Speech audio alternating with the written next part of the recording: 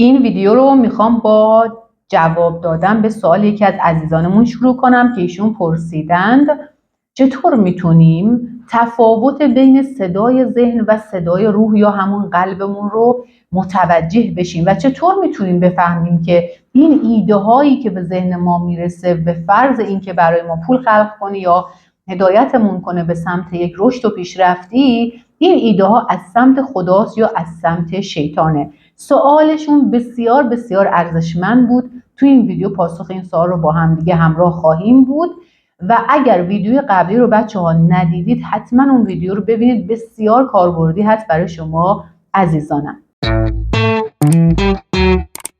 سلام و عرض ادب و احترام خدمت شما دوستان عزیزم. امیدوارم که پر از انرژی مثبت باشید. نرگس زارعی هستم، کوچینگ حرفه‌ای توسعه فردی، مدرس کسب و کار و بنیانگذار ریشه‌یابی ذهن در ایران.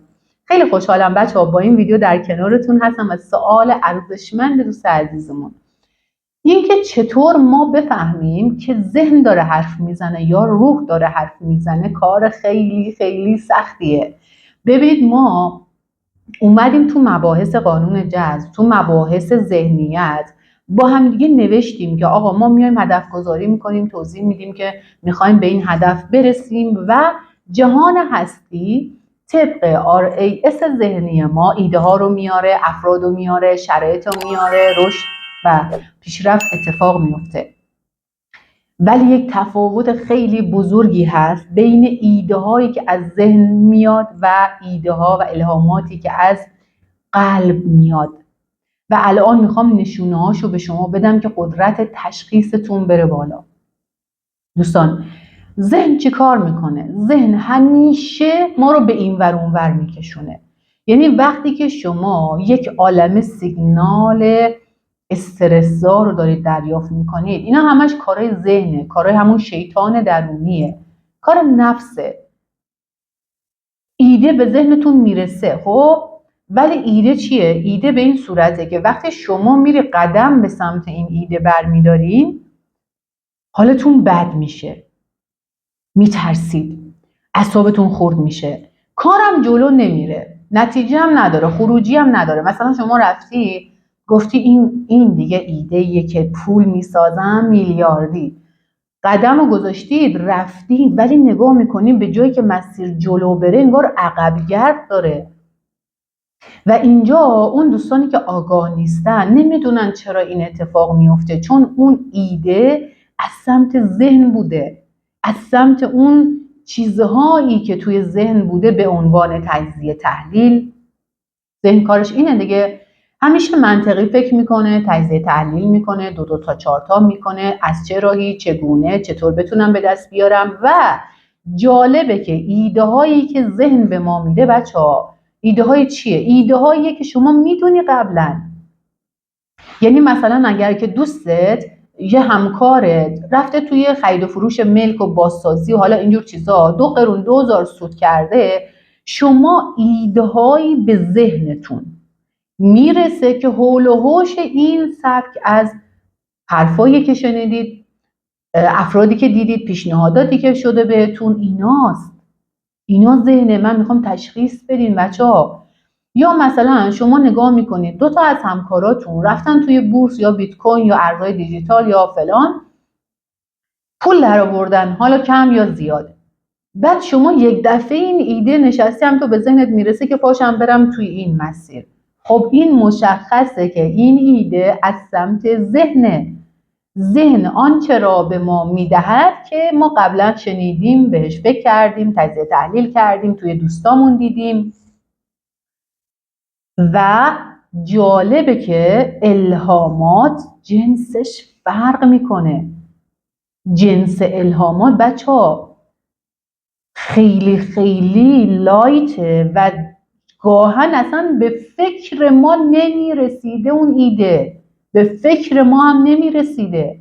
اینی که توی قرآن داره میگه که از جایی که گمان نمیبرید به شما روزی میدم، داره در مورد قدرت روح صحبت میکنه، داره در مورد الهامات صحبت میکنه. مثلا اینکه یک الهامی میشه به حضرت موسی، بهش میگه که پاشو بردار افرادت رو پیروانت رو با خودت ببر توی کنار دریای نیل.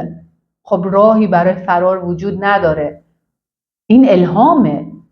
خب و اصلا به ذهنش نمی رسید موسی که نیل باز بشه. میدونین چی میگم؟ ولی وقتی که ذهن در کاره، اولا که نشوناش اینه که منطقی فکر میکنی. اینجوریه که خب مثلا همکارم رفته، اون رفته، این رفته، اون رفته، اگه منم برم همچین اتفاقی برام رخ میده. خب بعد با برنامه‌ریزی قبلیه. این یعنی کارهای ذهنه. بعد با حسابگریه، 2 تا 4 تا اگه این کارو بکنم بعد این کارو بکنم نتیجهش میشه این میشه ایده هایی که ذهن به شما میده. خب چه اتفاقی میفته؟ شما دیدین دیگه بچه‌ها، اولین چیزی که هست وقتی ایده‌ای به ذهنمون میرسه، مثلا دارم میگم یا حتی پیشنهادی به ما میشه، دوستمون، خواهرمون، برادرمون، همکارمون رفته یه مسیر جواب گرفته، بعد به ما میگه بیا بریم تو اون مسیر. ما هم پا میشیم میریم و میگیم خب اوکی دیگه، این خیرخواهمه، میخواد به من رشد بده، کمکم کنه، میریم. یعنی در واقع ما به پیشنهاد اون شخص اکسپت میگیم و میریم واردش میشیم، نگاه میکنیم، 1 حالم تو اون مسیر خوب نیست، 2 استرس دارم، دلشوره دارم، 3 حالت اعصاب خوردی و تنش همیشه به من دست میده، کارو دارم انجام میدم ولی انگار یه خاطر جمعی نسبت به انجام اون کار ندارم. همش تو درونم فکر میکنم که اگه به خطا بره چی، اگه نتیجه دلخواه نگیرم چی، اگه مثلا پولامو تو این مسیر از دست بدم چی، اگه و منفی. اینجا باید ما تشخیص بدیم دیگه اینا کار ذهنه بچه‌ها. پس نشونه ها رو بنویسید، دقت کنید. من یک تمرینی به این دوست عزیزمون که حالا تو کوچینگ من همراه من هستند و این سوال رو پرسیدن، اصلا این ایده شد که اصلا بیام ویدیو براش ضبط کنم و به ایشون یه تمرینی دادم که به شما هم الان میگم که بتونیم تفاوت و جنس آنچه که ذهن میگوید و آنچه که قلب و روح میگوید رو درک کنیم. ببینید بچه‌ها، اونایی که تجربه وجودی داشتید، اونایی که تا حالا صدای قلبتون رو شنیدید، متوجه میشید من چی میگم. وقتی توی تشویش‌های ذهنت شلوغ همش دنبال راهکار میگردی، یک ایده‌ای میاد که فکر میکنی اون ایده برات پول میشه، اما با احساس بد، با تنش، با خشم، عصبانیت، حال بدیا همراه، مطمئن باش دیده با شکست روبرو خواهد شد. چون کار ذهنه، اینا هدایت نیست. روح وقتی هدایت میکنه جنسش این شکلیه. اولا بچه‌ها، قدرت روح و الهامات در کسایی فعاله که اونا اومدن ساکت کردن ذهنو تربیت کردن و آدمای پریشون و آشفته‌ای نیستن. اوکی؟ یعنی به میزانی که ما پریشونیم، آشفته‌ایم، عصبیم، استرس داریم، خشمگینیم، غمگینیم، خیلی خیلی خیلی صدای روح ما کمه، خیلی کمه، خیلی لایت و یواش میاد، یه الهامی بهت میشه ولی تو صداشو نمیشنوی. چرا؟ چون ذهن شلوغه. اینقدر من دارم میگم مراقبه کنیم بچه‌ها. چرا؟ چون ذهنتون رو تربیت میکنید ساکت باش. وقتی که شما تو حالت آرامشی، وقتی تو حالت شادی، خوشحالی، آرومی، امیدواری، اینجاست که الهام میشه به ما. وقتی من میترسم، خب از زاویه همون ترسه ایده هایی به ذهنم میرسه که چطور میتونم این شرایط داغون و بیپولی و بدبختی رو رشدش بدم و ایده هایی که به شما میرسه چون با ترس و با غم و با احساسات بد، مخصوصا ترس همراهه، مساویس با شکست. مثلا اینکه یک جنسی بچه‌ها از الهامات رو به شما بگم. ببین، من توی فقر خیلی زیادی زندگی کردم. از زمانی که وارد مسیر قانون جذب شدم، کلا رو ذهنیتم کار کردم، گفتم باید هر جور شده من پول در بیارم. ولی جالبه که چه اتفاق افتاد. ایده هایی به ذهن من میرسید که در دسترس من بود. یعنی چی؟ ایده هایی که مثلا میدیدم افرادی هستن که کار فروشندگی انجام میدن، منم میگفتم خب میرم فروشندگی. بعد یه سری آدمایی رو دیدم تو کار بیمه هستن، من رفتم تو کار بیمه. بعد دوباره مثلا ایده ها به این صورت بود که من رفتم توی بورس، مثلا در واقع حالت چیز بود، بگین شبکه سازی بود. مثلا تو اینجور کارا ایده هایی به ذهن من میرسید که من برم اینجا این کارا رو انجام بدم. ولی جالبیش چیه؟ جالبیش اینه که 4 سال من توی بیمه، توی مشاور املاک، توی بورس، توی فروشندگی دویدم، هیچی نشدم، پول نیومد. و 2 قرون 2000 که اصلا خرج و مخارج روزمرم و واقعا ساپورت نمی‌کردم. مثلا من سر کار که میرفتم غذا نمیبردم، غذا نمیخوردم. خیلی جالب بود. چرا غذا نمیبردم؟ به خاطر اینکه سربار خانواده‌ام بودم. یه حس بدی بهم میداد که کلا هر روز بخوام وبال گردنشون باشم و حالا هزینه‌های اضافی هم برای اونا بتراشم. بعد پولم نمیرسید حتی سر کار چیزی بخورم. اینا بود، اینا ایده هایی بود که از ذهن میومد. باورتون نمیشه اینو میگم، یه جایی به بعد شما باید پاتون رو از رو گاز بردارید، از عمل کردن به ایده هایی که از ذهن میاد منصرف بشید. اصلا یه مدتی به خودت آفر بده، یه مدتی به خودت سکوت بده، یه مدتی آروم باش و هیچ کاری نکن. میشه؟ خیلی سخته ها. من خیلی دلم شکست. چندین سال بود که من جدا شده بودم از همسرم، حال بدی رو تجربه کردم، خیلی دویدم، خیلی پرتلاش بودم، ایده ها رو میرفتم دنبالش، نشد، دلم شکست و واقعا گفتم من دیگه این مسیرها رو نمیرم.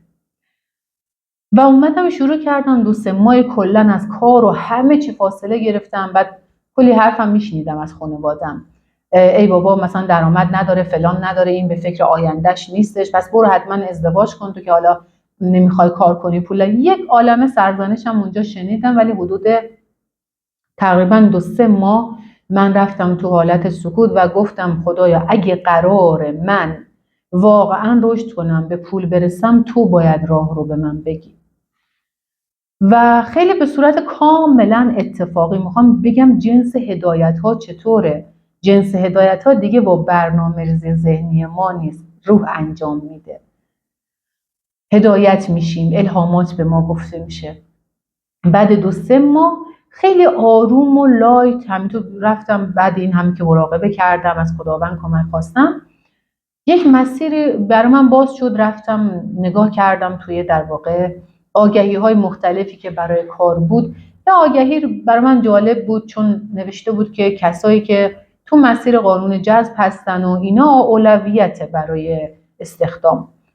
برعکس نزدیک خونه مادرم بود اونجا و رفتم همون روز رفتم فرم پر کردم، فرم استخدام پر کردم و خب رزومه خوبی داشتم از فروشندگی، بازاریابی و این شبکه سازی، کلا مدیریت. و ایشون منو تایید کرد. خیلی جالبه، بدون اینکه من بهش فکر کنم، بدون اینکه من برنامه‌ریزی داشته باشم براش، بدون اینکه اصلا منطقم در کار باشه، من هدایت شدم به اون مؤسسه آموزشی که کار آموزش انجام میداد و همونجا جنس هدایت رو فهمیدم. گفتم این هدایته. چرا؟ چون من افتاده بودم توی مسیری که قلبم دوستش داشت، آموزش. و من اونجا این ایده اومد، عمل کردم. حتی با بچه‌های اونا کار میکردم، آموزش بهشون میدادم و یواش یواش دیدم که توی یک فضای قرار گرفتم که اصلا بهش فکر نکرده بودم. اصلا برنامه ریزی براش نکرده بودم. این جنس الهامات بچه‌ها، میخوام درک کنید تفاوت آنچه که ذهن میگوید و تفاوت آنچه که قلب میگوید. اینطوریه. اگه هدایت از سمت روح ما باشه خودش اتفاق میفته. نمیخواد ما زور بزنیم. من خیلی زور زدم ولی اتفاق نیفتاد، ولی از زمانی که به قلبم اعتماد کردم و هدایت ها رو جدی گرفتم و اجازه دادم روحم منو هدایت کنه، شما بیا نتیجه زندگی منو ببینید. اصلا نتایج بعد از هدایت ها با نتایج قبل هدایت اصلا میلیارد با هم فرق میکنه. میلیارد. کیفیت زندگیم، جایگاه اجتماعیم، کیفیت روابطم، کیفیت دارایی هم، همه چیز جنسش فرق کرد. چون یاد گرفتم و اینم بهتون بگم بچه ها، این الهامات رو یا این هدایت ها رو ما خیلی خیلی خیلی با تکامل درک میکنیم و دریافت میکنیم. نخواید عجله کنید، زور بزنید، زود باش منو هدایت کن. این اتفاق نمیفته ها. چیزی نیست که با فشار اتفاق بیفته، خودش اتفاق میفته. خودش بدون زور زدن، بدون برنامه ریزی فکری، بدون اینکه منطق ما در کار باشه اتفاق میفته. یک دفعه چشامونو باز میکنیم میبینیم توی اون موقعیتیم، توی اون زمانیم، در اون مکانیم، در اون شرایطیم و داریم با اون شرایط زندگی میکنیم. و جالبه که زجر هم نکشیدیم تو مسیر. ببین من از زمانی که بچه‌ها هدایت ها رو درک کردم و منو آورد، من توی مسیر زجر نکشیدم، در صورتی که قبل اون پدرم داشت در می اومد تو بازار کار. جنسش رو باید درک کنیم و حتما یادتون باشه که با تکامل، همینطور که به پیامبر هم قرآن وقتی که داشت بهش وحی میشد، الهام میشد، هم یهو نیومده از سوره های بزرگ خداوند با اون گفتگو کنه. خیلی از سوره های 3 تا 4 تا 5 تا آیه الهام شده بهش، گفته شده بهش و سوره ها بزرگ و بزرگتر شده. یعنی ما باید اینو درک کنیم بچه ها. الهاماتی که الان به من میشه، اولا تعدادش خیلی زود به زوده. خب مثلا قبلا یه راهنمایی از خداوند میخواستم، میگفتم خدایا کمکم کن این پول، این معامله، این مثلا شرکت، این موقعیت فلان اینا رو داشته باشم. مثلا ببینید 1 ماه 2 ماه زمان میبرد تا من اون الهام رو دریافت کنم و تو اون شرایط قرار بگیرم. ولی الان خیلی نزدیک تره به من، خیلی زود این هدایت ها اتفاق میفته و اینا تکامله. بنابراین نمیخوام که دست و پا بزنید، هول بشید، زود باش هدایت ها. اولا که روشاشو باید یاد بگیریم بچه ها.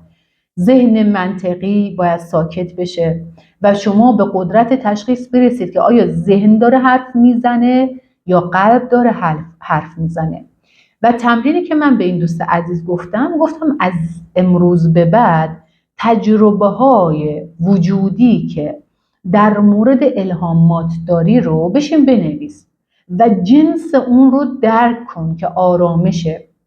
جنسش اینه که یهو اتفاق میفته، بدون تحقیق و بررسی و تجزیه تحلیل ذهنی داره اتفاق میفته و یه دفعه میبینی تو اون شرایطی و رشد، پیشرفت و ثروت بهت میده.